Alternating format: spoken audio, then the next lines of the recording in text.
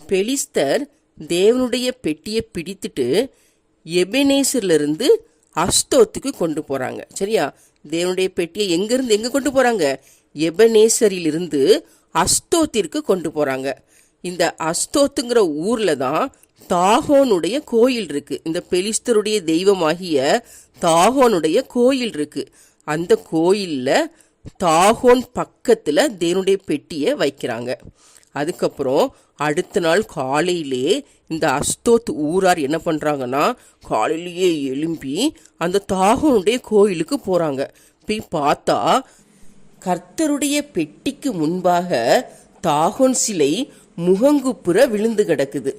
உடனே இவங்க என்ன பண்றாங்கன்னா, தாகோன் சிலையை எடுத்து திரும்பவும் அதே இடத்துல நிறுத்தி வைக்கிறாங்க. வச்சுட்டு போயிட்டு அதுக்கப்புறம் அடுத்த நாள் காலையில அதே போல காலையிலேயே எழும்பி போய் பார்க்கறதுக்கு வராங்க. தாகோன் கோயிலுக்கு வராங்க. வந்தா கர்த்தருடைய பெட்டிக்கு முன்பாக இந்த தாகோன் சிலை முகங்குப்புற தரையில விழுந்து கிடக்கிறது மட்டும் இல்லாம அதோட தலையும் 2 கைகளும் உடஞ்சி வாசற்படியில கிடக்கு. சரியா? வாசற்படியில உடைப்பட்டு கிடக்குது.